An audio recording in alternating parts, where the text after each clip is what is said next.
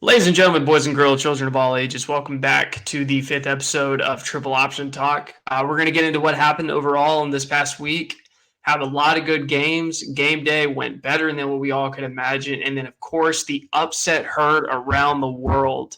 Notre Dame falling to NIU. We're going to get into all of it, all of the ups, all of the downs. But the first up, we can all agree on this, Florida State did not lose this weekend. That is because we did not play. But we have to take it where we get it. You know what I'm saying? So we're going to get into it. We'll hop straight into it, guys. Thank you for listening and enjoy the show. All right, I guess I'll kind of throw it off, Jake. Let's just start off with the hot topic. You said it, you named it. NIU is America's team, ladies and gentlemen. The Fighting Irish, who beat Texas A&M to open up their season a week ago, entered their game against Northern Illinois as a 28.5.5 favorite.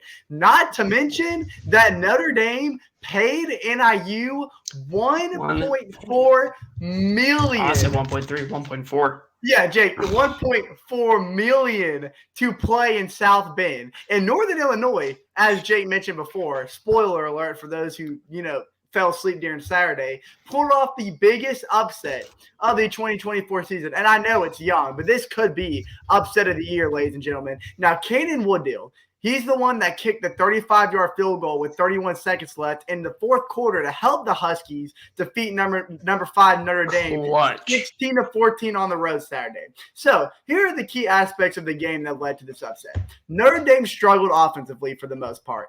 With quarterback Riley Leonard completed just 20 of 32 attempts for 163 yards with no touchdowns and 2 interceptions. That's a big factor right there.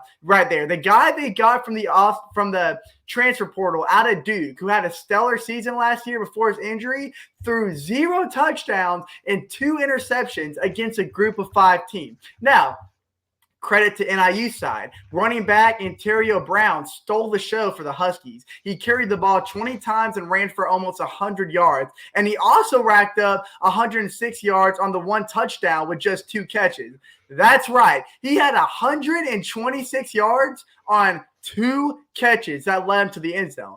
And his score came on that spectacular 83-yard catch and run play for the Huskies. And, of course, we all saw it. Head coach Thomas Hammock became very emotional during the postgame while discussing his team's unlikely triumph, saying, "We didn't need luck to beat the Irish in South Bend." And that's how they became America's team. And then Northern Illinois' victory over Notre Dame, again, goes down as one of the sport's biggest upsets, possibly of all time. And it also marks the 3rd shocking home loss for the Irish as big favorites under head coach Marcus Freeman. So I want to ask you guys, like I just said, this is the 3rd time that Coach Marcus Freeman has been upset at home as Notre Dame's head coach. So where does the issue lie? Is Marcus Freeman the problem, or is the luck of the Irish just ran out?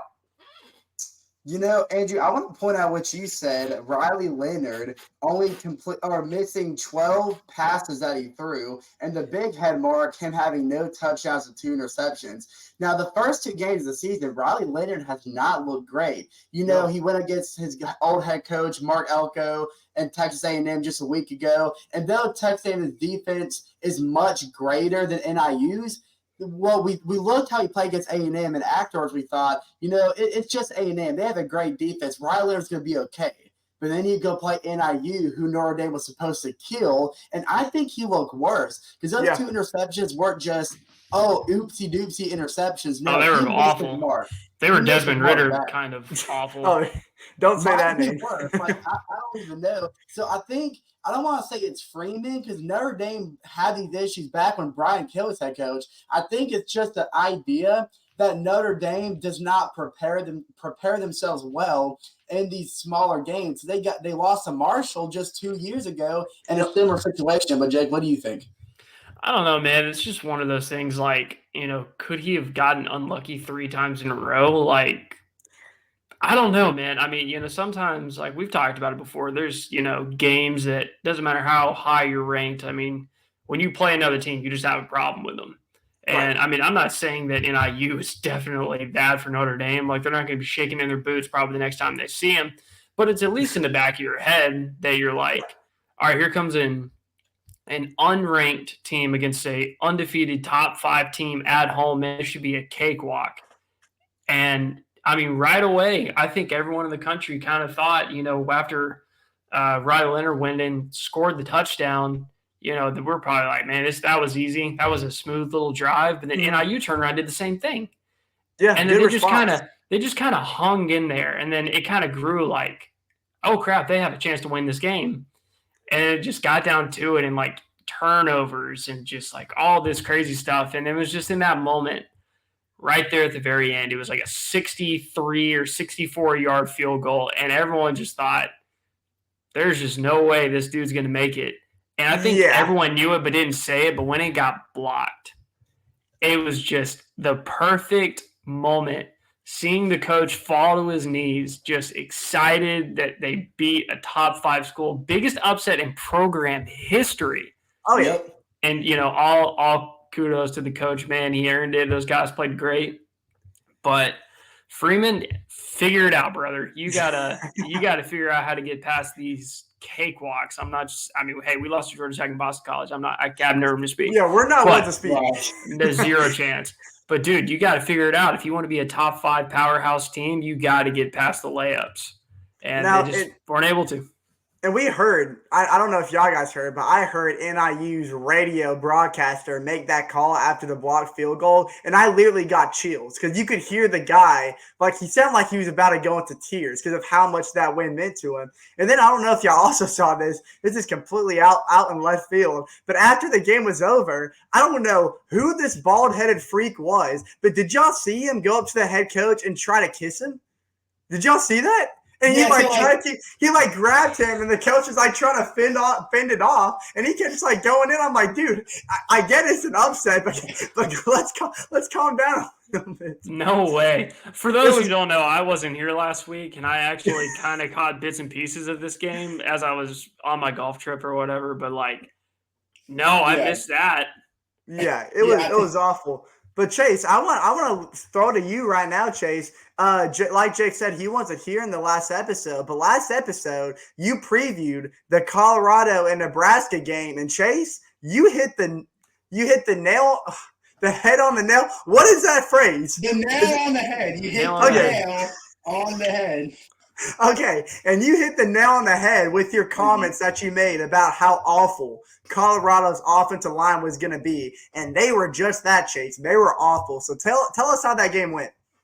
Well, I talked about last week. I said if Colorado's going to lose this game, which I chose Nebraska to win, I said Colorado's downfall, their Achilles heel, is going to be their O-line. Because, we saw how they looked against North Dakota State, and Shadir Sanders had to pull off a magic trick every time he snapped the ball. Well, I just knew it was going to be much worse for him against Nebraska, but this time I didn't think he was going to be able to escape the pocket. I thought he was going to go down. That's exactly what happened. He was sacked 6 times against Nebraska while only being sacked once against North Dakota State because he wasn't able to slide out of the pocket. Nebraska watched the film about how he performed against the Buffaloes just week 0, and they prepared. They took notes. I'm sorry, that was week 1. They took notes. They knew exactly what Sanders was trying to do, and they shut it down. But Sanders didn't have that bad of a game. He still went 23-38, not great, but 244 yards. He threw a touchdown to LaJohntay Webster and a pick 6 courtesy of Tommy Hill. Mm-hmm. But not only do I think that the O-line looked bad, Shadir Sanders thinks the O-line looked bad, and he threw his entire offensive line under the bus. Nebraska won 28-10. Sanders had a rough night. He was getting hit left and right, and this is what he had to say. When a reporter asked him, what do you think about, the rough night you had? Nebraska's are all over you. And he goes, well, of course, when you're able to run the ball consistently, that opens up the pass, But it's just like, you've got to understand what your team's good at. Why would we keep running the ball when we get out there and there's a must-get situation and we don't get it? So basically what he was saying was, my O-line sucks and there's nothing I can do about it. Now, while Coach Deion Sanders said the same thing, he said it in a much nicer manner and a nicer tone. So I'm just saying, Sanders, if you're listening, against Colorado State next week, expect your O-line to drop to the floor as soon as you snap the ball, and they're going to let you get hit on purpose because you just blatantly said they suck to the whole press conference.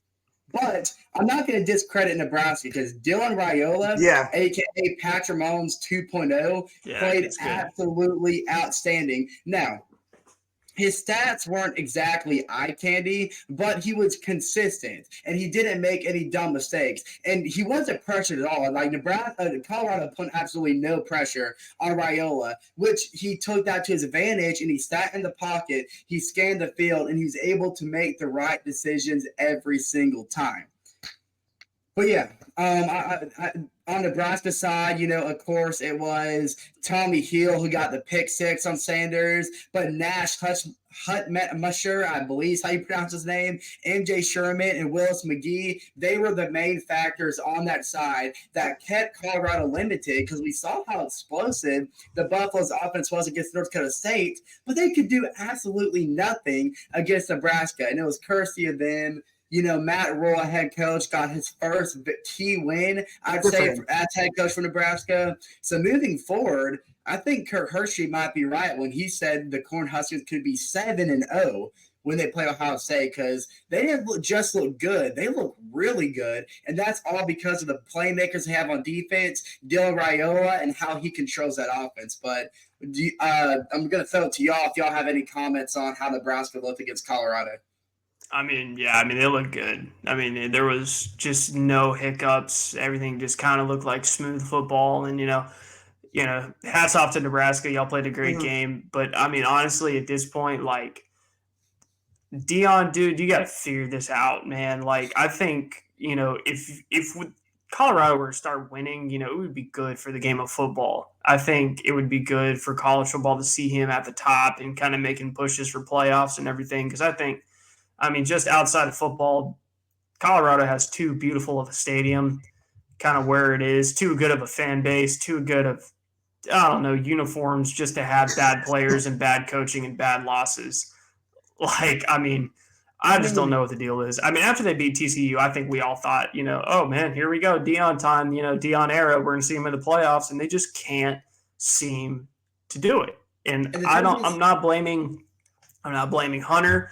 I'm not blaming Sanders, but there is a massive disconnect. And yeah, dude, QB1 over there, I hope they wear white jerseys in their next game because that thing is going to be muddy because your O-line ain't blocking nothing. They ain't stopping a cold for you, brother. It's just a stupid thing to say. That was so dumb.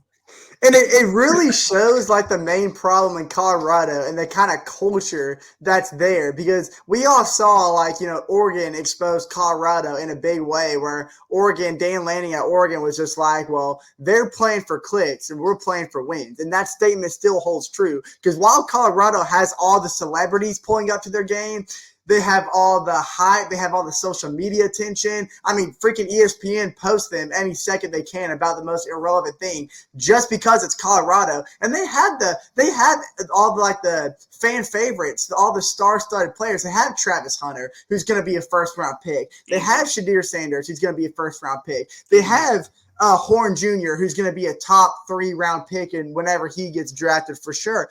But then again, they don't play like a team. It's all individual prowess. And until they get that figured out and engraved into their head, we're never going to see Colorado propel themselves and live up to the hype that everybody hopes that they'll live up to. It's honestly a reflection on Deion Sanders, and he's a former Seminole legend. Love the guy to death, but Deion, you don't have this team together. You don't have them in the right mindset. You have them on kind of a selfish mindset alone, and until you get that figured out, we're going to see the same result over and over and over and over and over again. Yeah, I think the last team that he was at, he did great. They had an undefeated season. They won the championship. That's fantastic. Yeah. But this is a different animal that you're out here playing. And truthfully, again, Deion, we love you. But, I just personally just do not think he is coach ready to do this. I think the idea of it was great. I think the idea of him stepping in and playing at a higher level was great. But truthfully, it's just not it. This is just not what it is. So, yeah, you got to get off that high horse. You got to, eat some crow every once in a while, and I mean you're down bad. Like apparently rock bottom had a basement, and you're in there. So like it's time to drop. It's time to drop all this high praise, high morals, and just like get down to it and understand that losing comes with lessons, and hopefully we can see him win. Yeah, I mean. Yeah, Chase. Well, I was going to say, like, some people are even accusing him of not caring about the team, that he's only coaching for Colorado to showcase his son and to like try to get him to the NFL. Because I mean, the atmosphere is there. When Deion Sanders came to Colorado, season tickets sold out for the first time since the 90s. They had sold out crowds for the first time since early 2000. Things we haven't seen in 20 plus years. But then Deion just cares about his children. He just wants to showcase them, and he's not putting the effort to actually building a good team around them. So not only will his sons play well, but Colorado will perform well. And this could turn out being one of the biggest disappointments in college football history. And Jay, before we move on, do you have a specific game that you want to preview or that you want to recap from last weekend? Boy, do I ever. Yes. I have not hidden the fact that I do not like Michigan a whole lot. Okay, here we go. And game day. Yeah. Felt it from the moment that I could tell you where I was at. I was on Tobacco Road Golf Course in North Carolina, and I was on hole number 11, and I pulled up my phone just to watch the picks happen. And, man, when that game started, from the very first throw, from the very first play – well, I may not have been the first play. I can't quite remember, but still – hit him in the middle of the field. And it was early in the game. It was very early in the game, and as soon as he caught that ball, I was like, man, this is it. And honestly, and I knew this was going to happen. This was my pick when we said people that were going to be in the playoffs. I left Michigan out. Defending national champions, you're not making it. And after watching that game, two things I noticed. One, Texas, you are ready to be in the top four. Oh, absolutely. You are absolutely at that point. I think Texas could end up winning the entire thing. I picked Ohio State to win the whole thing, but Texas is nowhere near out of the question for that. They are right there at the top. You know, they're going to rival Georgia, Alabama, Oregon, Ohio State, all the big guys. I think that's great. In Michigan, man, you fell on your face, and I loved it. It was so good. Here's the thing. Now, I'll give you some numbers so that way it's not just like, oh, he's just hating on Michigan. All right. No. I think even the score speaks for itself. Let's be honest. The proof is in the pudding. Absolutely. Yeah. Absolutely. So, here to prove that I'm not just, just playing opinions here. Possession-wise, almost even. Yeah.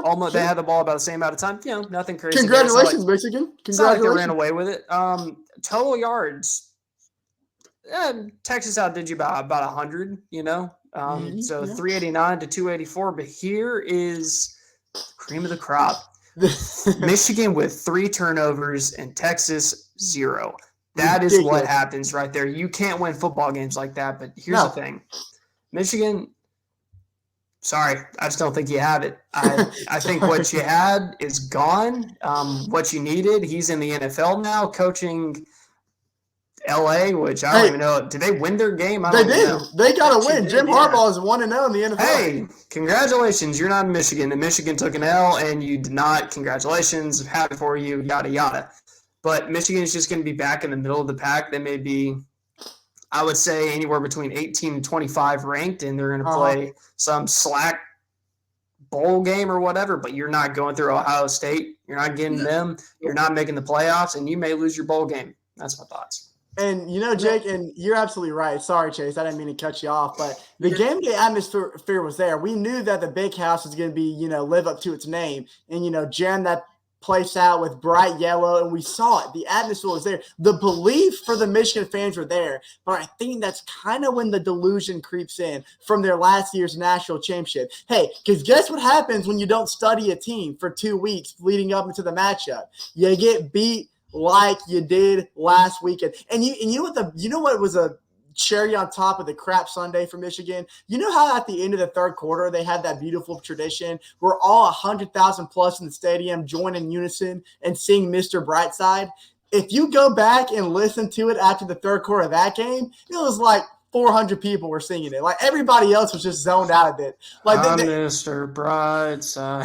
It's like, and I think you're right, Jake. I think it kind of shows the big tilting point of where Texas is right now and where Michigan is right now. Because Texas is back. Like, ladies and gentlemen, lock in. The Longhorns are back. They're no longer just your used to be blue bloods. They're now a top 2 country in the team, right? In the top team. Top country. Yes, the Longhorns are back, okay? And Michigan, top 2 team in the country. Yeah, and I think that national championship that was led by J.J. McCarthy and Blake Corum is overshadowing this team a little too much because now that, Texas kind of removed that shadow and brought them into the sunlight of what college football is now, we see the big hit that Michigan took over the offseason. And, Jake, you're right. We very well could see this Wolverine team fall to like an 8-9 middle-of-the-road kind of team. Maybe see them in like who knows? They might be the new addition to the Pop-Tart Bowl this year. You really don't know, but we're not going to see Michigan beat Ohio State for the 4th straight year. That for sure is not happening. I said in the previous episode, I had all the faith in watching Texas play Colorado State in week 1. I knew the identity of this Texas offense, and I had no doubt in my mind that Quinn Ewers was going to go out there and ball out, which he did. Like I said in the previous episode, though Michigan had a personnel change, this coaching staff looks brand new with Jim Harbaugh, Connor Stallions, gone, Stallions sucking up in high school football. But the personnel is different, but the identity for Michigan is the same. They still love to run this football, especially with Donovan Edwards and Khalil Mullins in the backfield. So I was asking in the last episode, can Michigan sustain the run? Because that's what's going to keep them in this game against Texas.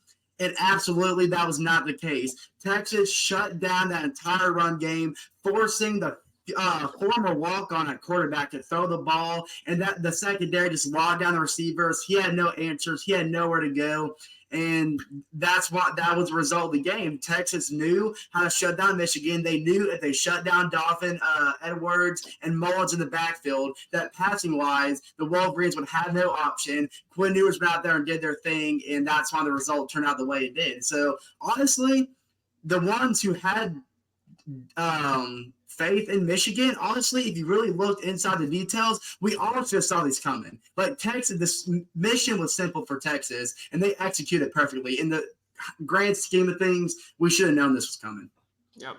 Yeah, but I guess we'll, if y'all guys are ready, we'll kind of shy away from what happened last weekend and have our eyes set on what's going on this weekend. So do any of you guys want to lead us off on previewing one of the big matchups coming up this Saturday? Yeah, I'll sneak over to week 3 and see what we got. Actually, you know what? I'm just gonna pull up. While you do that, I'll buy you some time. I'll kind of talk about the matchup that I kind of want to hone in on. As you see, we are talking college football here. But I brought out my Atlanta Falcons Julio Jones jersey. Why did I do that? Could it be because my Forsay jersey is a little dirty? It could be. Or could it be because I'm trying to highlight Julio Jones' alma mater in the Alabama Crimson Tide, who have to travel to Wisconsin? Have you ever been to Wisconsin? Have you ever taken a sniff of that sharp cheddar? Have you ever taken a sniff of that sharp cheddar that they have over there? Because it's strong this weekend, ladies and gentlemen. This weekend brings up a very notable SEC and Big Ten matchup for one of college football's most rambunctious home field advantages, as they had the jump around tradition, and it's going to be booming in the third quarter as they welcome number 4 Alabama and head coach Kalen DeBoer's first big road test at the helm of the Crimson Tide. Now, last week, if you were watching what was going on at Nick Saban's reveal of Nick Saban Field at Bryant-Denny Stadium, Alabama escaped a very close battle with USF. Now, the 42-16 scoreline does not kind of tie into what the game was, because the Tide was ahead by just 1 point as late as the third quarter and losing the turnover battle 3-0. That's right. Bama turned the ball over 3 times against the USF Bulls before pulling away late in the fourth quarter with 2 touchdowns. Now, Wisconsin, they're still trying to open up this offense with their transfer quarterback, Tyler Van Dyke from Miami. But through 2 games, they sit at 85th nationally in scoring offense, which is not pretty. And they sit 89th in passing production, despite playing 2 overmatched opponents to start out. Now, here's kind of what's going to key in here. Alabama. We've seen Cam DeBoer kind of have his first 2 weeks, get his feet warm and what the Crimson Tide really expects of him. And in that game against USF, they had over 100 penalties worth of yards. And I think the key emphasis of how that game went, as they revealed, again, Nick Saban field at Bryant-Denny Stadium for the first time, was Jalen Milroe's big 36-yard rushing touchdown in the second quarter that was taken back because of an offensive holding call on the right tackle. And as soon as that call happened, the camera panned over to Nick Saban sitting up in that pretty press box, and he looked like he was ready to throw his hat down on the field. He looked like he was ready to get back, put that headset back on, and take control because he was sick and tired of seeing just how lackluster and just how undisciplined that so-called experienced offensive line was supposed to be. Listen, I'm going to go in and throw my pick. I know I'm making picks later in the episode, but I'll go ahead and make mine really quick. Again, it's going to be a hostile environment. I think the key emphasis here is going to be Caleb DeBoer's first true road test at the helm at Alabama. Wisconsin, they've lacked offense. And Alabama, though they did struggle against USF, their defense still stood tall for the most part. I think we're going to kind of see that. I don't think this is a game Tyler Van Dyke truly establishes his pass game. I think he's still got a lot more learning to do as far as how that Wisconsin offense runs. Bama, they're going to escape a close one again. Give me a 24-17 win for the Crimson Tide due to a late touchdown score with 3 minutes left in the game. That is my pick. Kalen DeBoer, congratulations. It's going to be a scary one, guys. So, roll Tide Willie, hold on to your cigarette because it's going to be a tight one. And that's my game for this weekend. All right. Very specific prediction. Yep. All right. We'll jump right into it. I'll give you the games. Chase, you want to keep track of who we're picking? Oh, wait, Chase. I'm sorry. Before we do that, Jake, I think Chase had one quick game to preview. Hit it. And then we can hop into picks. Sorry. So, just real quick, to me, actually, I think the biggest game heading into week 3 is actually not happening on Saturday. I want to look at that Friday night, the tomorrow night, tonight, if you're seeing this show tomorrow, the nightcap. The 20th ranked Arizona Wildcats going to play the number 14th ranked Kansas State Wildcats. As it stands right now, Kansas State is a 7-point favorite. The Wildcats quarterback, Avery Johnson, he averages 38 yards per game on the run. And the reason I'm highlighting that is because Arizona struggled against New Mexico State's quarterback back in week 1, Devin Dampier, who had 130 yards rushing and 2 rushing touchdowns. And Arizona's defense hasn't looked too bad this season, though, especially players like Traydon Stoops, Jensen Smith, and Takaro Davis, who saved them, especially last week, and they're almost upset against Northern Arizona. 2 close games. New Mexico, they kind of pulled away in the second half, but it was close in the first half. Yeah. So you had 2 relatively close games to start the season. But on the offensive side of the ball for Arizona, their offensive line has not been healthy, and it's been very inconsistent, which has made it difficult for the newcomer head coach Brent Brennan to sustain this offense and help them find a rhythm and identity. Now, looking over at Kansas State, they are coming off a gutsy road win against Tulane, where the difference maker was a 60-yard scoop and score by Jake Fabers. The Wildcats offense is led again by Avery Johnson, who was assisted by the star and the stud wide receiver, DJ Giddens. Could be the best receiver in the nation. He could be. He's in the conversation. But the secondary, who just gave up 342 passing yards against Tulane, will have their work cut out when they face Arizona's offensive threats like Tora McMillan, who against New Mexico State had 304 receiving yards and 4 touchdowns in one game. Some receivers, it takes 3 to 4 games to get those numbers. He did that in one single night. Yep. So this is what I think it's going to come down to. Whose defense is going to collapse first? Because with the weakness and the inconsistency at the offensive line for Arizona and the shaky secondary for the Kansas State Wildcats, it's bound to be an offensive showcase. But I think with it being a night game in Bill Snyder Family Stadium in Manhattan, Kansas State, I think the Wildcats fans, the Purple Wildcats, are going to get behind them. They're going to boister this offensive-heavy game, and I think they're going to limit Noah Fafita and apply some pressure towards him, and it's going to help them sneak out another gutsy 34-28 Friday night win. Go ahead and make my pick now. Give me the Kansas State Wildcats. Okay. All right, we'll go through all the rest of the games. We'll make our picks. Chase, are you still keeping up with what we got? Go ahead and hold up. Give me one moment. Let me pull up my notes, and I'll write them down for us. Since I wasn't here last week to make picks, all of my picks were right. So just Yes. Right. Goes undefeated in week 2. Yeah, sure. All right. Well, you can go ahead and hop into this first game, Jake. While all right, here we go. going Friday. That is tomorrow night or tonight, whenever you are listening. The 13th at 8 p.m. have 20th ranked Arizona against 14th ranked Kansas State. I think this is going to be an awesome game. I'm looking forward to coming home, turning on the TV, and watching this one. I think Kansas State has a little too much for Arizona. I think it'll show, but I got a close one. I got Kansas State by 1 touchdown. Now, what a treat. What a treat to start off the weekend. I mean, we're going to get some Friday night fireworks before Saturday even happens. Get your Snuggie. Get your French toast. I don't know what you eat on a Friday night. That just sounds good right now. But get whatever makes you feel comfortable because you're going to have a banger of a game on your TV set.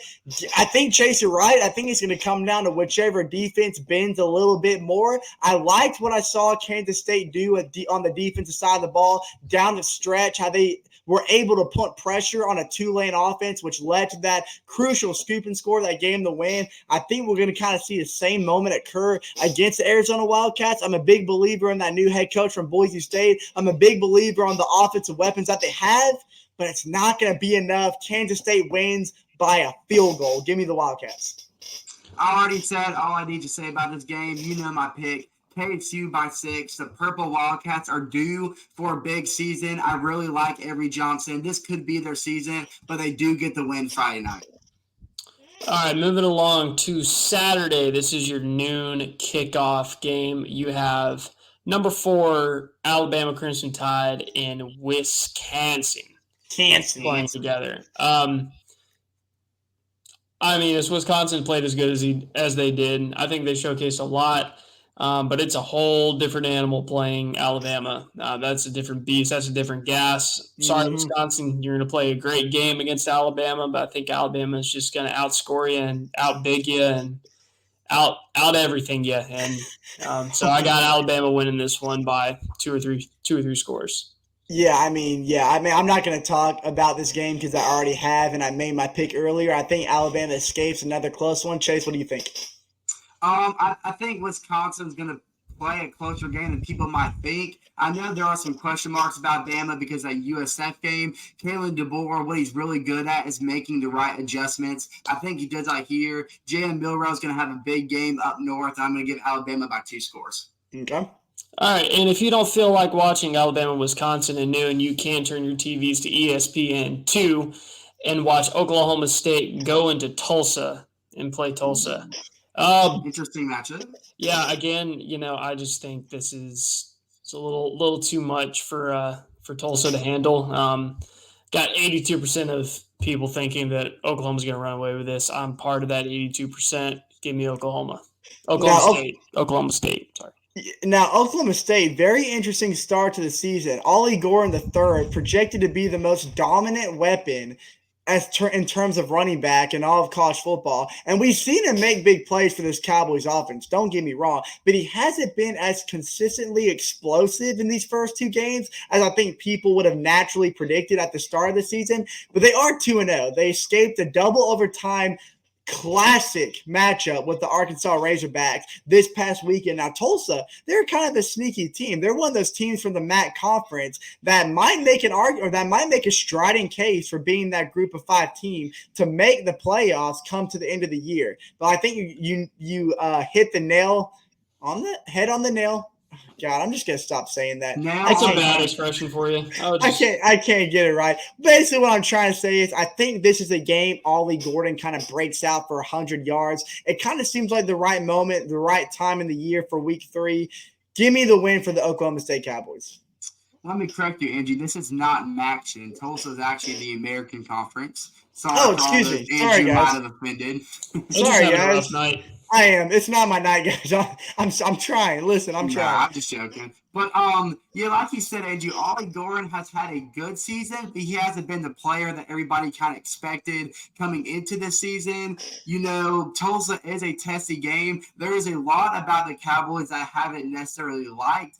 Against Arkansas, they were getting throttled until their defense had to step in and score a touchdown and change momentum. That cannot be the case against Tulsa. I think their offense is going to wake up a little earlier in this upcoming game. They're going to have a couple issues. Their defense is going to stay tall for them. Give me a really close win for Oklahoma State. Okay. All right, I like that. All right. Saturday, again, if you don't feel like watching either one of those games, you can turn on to LSU going into South Carolina. All right. College game day now. This is college game day. If you have ever seen, if you've ever heard what it's like walking into South Carolina, hearing the crowd, Sandstorm playing in the background, I think it's the name of that song. It is. It is. Just the absolute vibes of all vibes. I think Brian Kelly is going to walk in. I think Brian Kelly is not going to be prepared for what he sees. This will be my big upset. Ooh, okay. I got South Carolina coming in and beating LSU on a last-second score. Okay. All right, Jake. You know what? You know what, Jake? They don't call South Carolina Stadium the cockpit for no reason, because it is malfunctioning tonight. But listen, Jake, I'm all with you, okay? We've seen Brian Kelly struggle already early in this year. Now, they had a big win in week 2. They're playing some no-name team. This ain't going to be the testy Gamecocks like we saw terrorize Kentucky's offensive line this past Saturday. South Carolina, they're playing with a new energy. They're playing with some fire. They're playing with some passion. This will be the first time that South Carolina starts a season 3-0 since 2012. And it's going to be 2012 all over again. Give me the upset pick, Jay. I am right there with you. Hey, listen, I love the pick, man. You know, like you said, the cockpit got it first try. And it's going to be loud. This is game day. I can't remember the last time South Carolina had game day. They've got America's quarterback. He has goggles. Everybody loves him. This is going to be a showcase of Beamer ball. But no upset here. LSU and Brian Kelly. Brian Kelly knows that his seat is hot. And though it's going to be a close game, he's going to make sure his team is not on the sidelines with their head hung low like they did against the Trojans in game 1 of the season. Their offensive coordinator, he came from Missouri. He knows how to run a tight ship. He knows how to run a fluid offense. And though South Carolina looked great against Kentucky, this ain't Brock Vandergrift. This is a newly trained offense under the helms of the former OC at Missouri. It's going to be a close one, but LSU is going to escape for a win. I'm sorry, Cock Nation. Hey, Brian Kelly, Jake and me and Andrew got you a gift. You can keep this. Hang on to it. No, I'll give you 2 of them because it'll be a second one. It'll be a second one of the year. You'll get your second one this Saturday. 2 L's make a W, you know? 2 L's make a W. Oh, sure. Okay. All right, moving on. This is going to be a quick pick. We don't have to spend a whole lot of time on this one. Another noon kickoff. I know it's going to be watching this game. It's Arkansas State at Michigan. Woohoo! Yay. I mean, come on. We saw Michigan take the beat down against Texas, but Arkansas State, they're not the Longhorns. It is going to be in the big house. Michigan, though they feel a little depleted, they're going to rebound nicely. Give me the Wolverines. Yeah. Sorry, Arkansas State. You got to be the people that come right after a defending national champion losing. You're probably going to get your crap kicked in. I hope you play a good game, but don't think you're going to win. Sorry, Michigan. Don't know if they're going to be sign stealing you, Arkansas State. I'll look into it just in case. But, yeah, Michigan's going to get the win.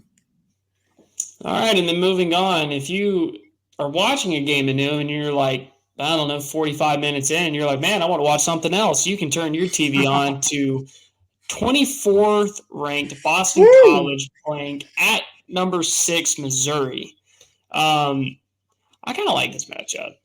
I think it's going to be a pretty cool game to watch. I think it's going to be a interesting one to watch. I hope it stays close, but I think Missouri is just going to edge them out a little a little more than a little. But it's going to be a tight game, but I still got Missouri with the dub. And it's going to be a good quarterback battle, Jay. You got Castellanos from Boston College, who has showcased his talent very early. Unfortunately, we saw it in Tallahassee, but we saw it last weekend when he just destroyed an FCS team in their home turf, and he threw for nearly 400 yards. Brady Cook from Missouri is also a nice talent who specialized a lot early in the year. Boston College, they're kind of new to the AP rankings. It's been a while since we've seen them hang in there, maybe since the 2007 Matt Ryan days potentially, but there's a new energy under head coach Bill O'Brien. He's got that team down to a T. If they feel like they're an NFL team in the room of a college football atmosphere, you know what I mean? They're so well coached, but it's going to be a little too testy for Boston College. I think it's going to be close because keep in mind, people forget that 2 years ago, Boston College did upset Missouri in BC, but this one's going to be in Mizzou. The Zoo's going to be rowdy. Give me Missouri by 2 touchdowns.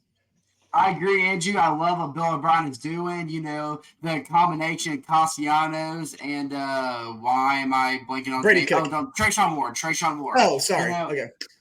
I love the duo they have going on there, but on the other side, you got Missouri looking for revenge on a team that beat him last year on the road. Like 2 years ago. 2 years ago, you're right, I'm sorry. Like you said, this time it's back at home. Brady Cook is a top 5 quarterback in the SEC. It's going to be closer than what some people might think. I think Missouri's going to crawl out a 13-point win against Boston College. Sounds like a good pick. All right, Saturday, 3:30 kickoff. I don't know if this was going to be pretty close. It's going to be a good matchup. You got a little bit of a rivalry going on. You got Oregon playing Oregon at Oregon State. Mm-hmm. So I think this will actually be closer than we all think. I think Oregon State will hang in there for a while. I think, you know, at some point during the game, probably in the second half, Oregon's going to start pulling away. I got Oregon going a long way this season. I see them maybe as a top 5 team by the end of all things. So I'm gonna pick Oregon to win this one. Okay. But Oregon State, I think you're gonna play a great game. And if you pull out a dub, then hey, good for you. But yeah. That's a good pick, Jake, and you're absolutely right. We're not technically allowed to call it the Civil War anymore, but I'm still calling it the Civil War. This one of the oldest rivalries in college football. Now, Oregon, they've escaped 2 close upsets early in the year. They have not looked like the top 10 team or the potential Big Ten sleeper that we kind of thought. But Dan Lanning, he runs a well-oiled machine. Dylan Gabriel, it's about time that he has that Heisman breakout game, and I think it's going to come during their rivalry matchup against Oregon State, who again, you know, is sitting alone with Washington State in the Pac-12. But listen, it's going to be close, Jake. I think you're absolutely right. I think because it's on the road, we've seen Oregon State upset Oregon as a top 10 team in their home turf before. It's not going to happen this time, though. I think Oregon does escape. I'd say about a 10-point win right here, maybe a little bit more than that. Maybe they pull away late, but Dan Lanning, you're going to have another scare in week 3, but you will be 3-0 moving on. Give me the Oregon Ducks. Well, like you said, you know, this offense hasn't been too great for Oregon. Dan Lanning, you know, went out and got Dylan Gabriel in the transfer portal, and it just hasn't been a fluid offense. It's really stalled, and it was Oregon's special team that had to come up clutch 2 times in that second half against Boise State to crawl out a one-possession win. Now, no discredit to Boise State. This could be the team that makes the playoffs. But I'm just saying that this is an offense that's supposed to be better. It's supposed to showcase more. And I'm sick and tired of the way the Oregon Ducks are looking. They are a huge disappointment. And when they had to play teams like Ohio State coming up on their schedule, an unfluid offense is not going to fly against a tough defense, especially against Ohio State, who has the best defense in the nation. I want to pull against Oregon just because how aggravating they've been, but Oregon does showcase a 3-possession win. At the end of the day, whether they win or lose, Oregon State are the real winners because they don't have DJU anymore. Wow. I mean, you're right, though. You're right. Sorry. All right, we got a couple quick picks. We'll make these really quick. Not going to even think a whole lot about them. We got number 10, Miami. We got Ball State. Actually, they're going into number 10, Miami. I don't even think this is going to be close. I got Miami big. I mean, Miami, Cam Ward. That's all I need to say. Give me the Hurricanes. Cam Ward is too dominant. The Cardinals can't handle them. Give me the Hurricanes. Use down always, though. Yeah, use down always. All right. Ooh. Another quick pick. You got Tulane going into Oklahoma again. Oklahoma's got too much. They're gonna outgun them. They're gonna be too fast, too big. I got Oklahoma. Now, Oklahoma, they had to rely on a safety with 4 minutes left in their game last weekend to escape an upset win against an upset loss against Houston. It's going to be close. Tulane played Kansas State a good game, but it's going to be on the road. Oklahoma, a little upset about how last weekend went. Give me the Sooners by, let's say, 2 possessions. Tulane is a team that's upset in their last win. A late game interception in the red zone is what lost Tulane against Kansas State. Oklahoma, I try to tell people, they're not the team they think they're going to be. They're not necessarily ready for the SEC. Tulane almost beat them a couple of years ago. They lost by 1. This time they come into Oklahoma and they get the upset win. Give me the green wave coming to Oklahoma and getting the upset. Upset pick. Okay, Chase. Spicing things up a little bit. Give me Tulane. Call that a quick pick. Big upset next week. All right. Well, call that a quick pick. All right, moving on. We got a ticked off Notre Dame playing a very fragile Purdue. I think Purdue, you're going to be at the wrong place at the wrong time for a very ticked off Notre Dame team. I think Notre Dame is going to have to just take its day out on you. Mm-hmm. And so I'm going to pick Notre Dame up by quite a few scores. Okay. And Jake, I'm kind of with you. I'll keep this short. It's going to be an interesting road test for Notre Dame going into a Big Ten atmosphere. Marcus Freeman, though, he's not going to get upset 2 weeks in a row. Give me Notre Dame. Jake, I like what you said. Give me Notre Dame big. I also agree. I think this is a game Riley Leonard's finally going to wake up. He's going to have a big game. Notre Dame, because they're not in a conference, they have to go undefeated to make the playoffs. That's really their best bet for them. They take their anger out. Notre Dame big. I agree with y'all. All right, and then we got a number 12, another rivalry. Number 12, Utah going into Utah State. Again, not going to be close. I got Utah big. Not going to waste too much time. Not going to sugarcoat that one. One of my favorite teachers in high school was a Utah State graduate.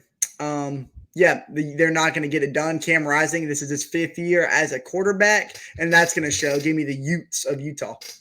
The 26-year-old, I don't know if he's actually that old. He seems like he's that old. Cam Rising, the 6-year senior, I'll say that. Big night, Utah wins comfortably. All right, we got another quick pick unless Chase decides to surprise us all. And I'm going to regret saying this at the beginning of the season. I got number 5, Ole Miss, going into Wake Forest. Hey, Ole Miss, like I said, you're going to miss the playoffs. I sincerely apologize. Unless you drop 2 games, then I'm going to edit that junk out, and it's going to act like I never said it. So, yeah, that's not how that works. Yeah, I know. It sucks. I'm sorry. But Ole Miss, hey, we can still be friends, you know. You know what? And that's why I'm going to pick you to beat Wake Forest. So I got Ole Miss. Wake Forest, huge, massive. They're going to win by like 80 points. Ole Miss, I love them. Well, you might not be that far off. Wake Forest lost to a really bad, not really bad, but a kind of bad Virginia Cavalier team. They're going to get their butts handed to them by Jackson Dart. Give me the Ole Miss Rebels. Hey, Jake. SEC play hasn't happened yet. We don't know how Ole Miss is going to look come SEC play. But non-conference play, they look really good. And that's to continue. Jackson Darson have a big night on the road. Ole Miss wins big. Speaking of people winning big, we got the Roadrunners going into the newly ranked number 2 Texas. Don't even throw to me, Jake. Don't even throw to me. Hey, the Roadrunners, y'all guys can meet me on to the next game because y'all are going to get your butts handed to you big time. I got Texas. Huge. It's going to be big. Texas gave me all I need to see against Michigan. Can't wait to see Manning play. That's going to be sick. I went ahead and wrote down Texas before you even got to me because there's no question in my mind Texas is going to win big. I think you're right. I think Arch Manning is going to come finish the game because no need to keep Quentin Ewers in. All right. 7:30. Now that the day is winding down, you're at home, you've eaten dinner, you're going to turn on your TV, and you're going to watch a number 1 ranked Georgia Bulldogs going into Kentucky. But you know what they're going to find? They're going to find a Kentucky team that's ready. No way. They're going to find a Chill out. Kentucky team Chill out. that has everything they need. You're going to find a Kentucky team that is going to play with some pride. Those Wildcats are going to lose to Georgia. Okay. I'm not all for that. Yeah, listen, I mean, sure, you can try to make this a big storyline if you want. Brock Vandergrift, who was the backup for Carson Beck last year, now getting the starting role at Kentucky. Their offensive line may be one of the worst in the nation. A very mid-South Carolina defensive line pounded them. Brock Vandergrift, he was on, red alert, the entire game against those Gamecocks. He didn't know where to go, where to run, because he didn't have anywhere to go. Georgia's defensive line, they're going to neuter the Wildcats. Give me Georgia big. Hey, we saw how bad Kentucky was in the trenches against South Carolina. They're going to get eaten alive in Athens. Olga needs a new bone. Brock Vandergrift's coming back to Athens. He's going to get chewed up, slobbered on, tossed around, whatever ad-lib you want to throw in there. It's going to be bad. You could have just said Georgia. Yeah, Georgia. Who's that coming down the track? All right, moving on. Another one. I'm not going to spend too much time on this one. We got Northern Iowa going into 23rd ranked Nebraska. I love me some corn. Give me Nebraska. Dylan Raiola, or should I say Patrick Mahomes? You're going to be 3-0. Congratulations, son. Give me the Huskers. Good start, Nebraska. Huskers going to shuck them corn. Shuckers going to shuck. And moving into the late game of the week, you're not going to have to stay up till 10 o'clock to watch this game, fortunately for you, college football fans, but you are going to watch a Kent State go into Tennessee.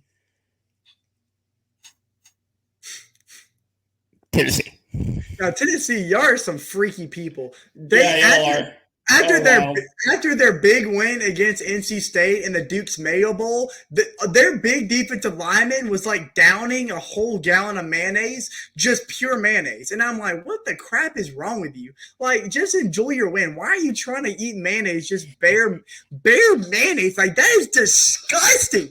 But give me the Volunteers. You are going to win pretty nicely. Yeah, that freakiness, they're in contention with Shannon Sharp. If I'm Kent State, I want to go out there. I want to lose just so I can go home. Why'd you bring Shannon Sharp into it? Wow, I was catching strays. Shannon, if you ever watch this, brother. Yikes. Yikes. Yeah. Sorry, Shannon. All right, moving on, shall we? Man, expert picks, man. They got Kent State. I mean, just an absolute violation. 99% of the spread is 47.5. Not even getting them 30. 47.5 points. Hey, I have a friend. That plays baseball, or did. He used to play baseball at Kent State. Wow. So poor guy. Sorry to you. If you're watching baseball, not football. I just don't care. I mean, dude, that's rough. That's your alma mater, but you're not there anymore. So is it really your alma mater? Yeah. I don't think so. so. It don't matter. Yeah. Right. Anyway, well, look, that's going to be week 3. You notice Florida State gets a little bit of a break here. We don't have to quite pick them just yet. But we got a good week of college football ahead. Oh, yeah. We got a lot of opportunities for some upsets.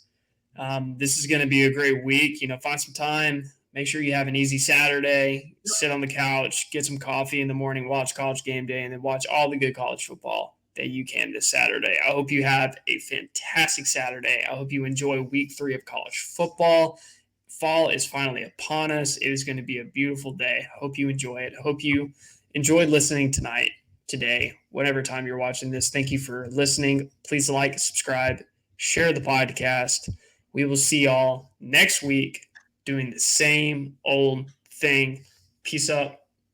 A-Town down. Love you guys.